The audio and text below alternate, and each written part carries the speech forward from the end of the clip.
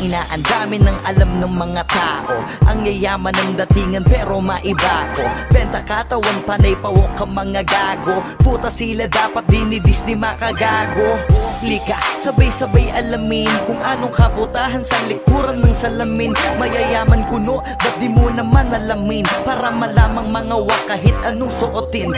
Oo na, tama kayo, nagkakapera nga kayo. Pero tingin nyo ba ay karespeto pa kayo? Halata naman agad sa panlabas lang na anyo. Paiksian ng suot at padamihan ng tato.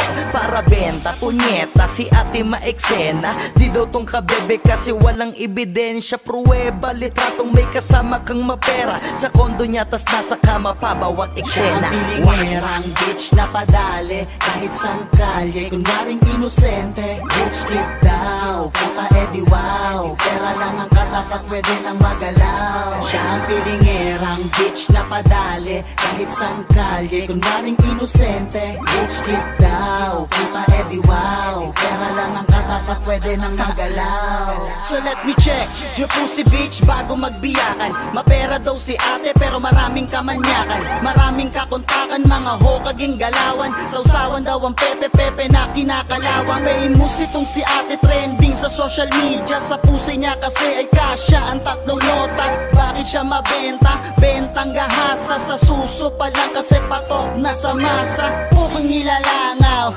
edi wow. Pa-inosente kuno pero suki sa pangbubugaw. Lingera kate, puta bebe wag kami. Pera mo kasi galing sa puki mo na Makate. So what the fuck?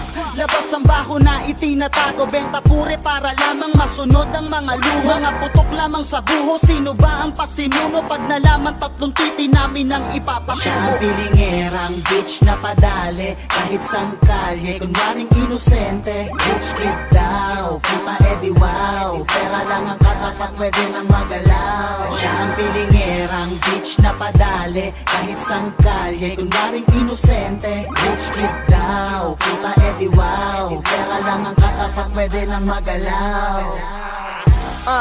Rich kid na daw si ate. Pepe ang puhunan tong kabebe pa nagsabi.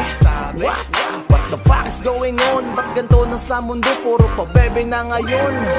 Shit, meron pa akong isang chika. Kung mag-react sa FB kala mo hindi siya puta. Pucha, panay pa po sa social media. Nilalait ang lahat ng kabahuan niya, di puta.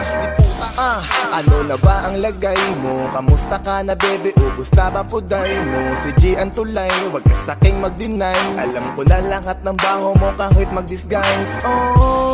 Under the table lang galawan. 1.5 ang isang pop, 6K kapag apatan. Rich kid, ganyang pormahan. Kala mo sinong mayaman, di ka pwede sa amin. Day alam ko yung ganyang galawan yun. Siya ang pilingerang bitch na padali kahit sang kalye. Kunwaring inosente, bitch kid daw. Puta edi wow, pera lang ang katapat pwede nang magalaw. Siya ang pilingerang bitch na padali kahit sang kalye. Kunwaring inosente, bitch kid daw. Puta edi wow, pera lang ang katapat pwede nang magalaw.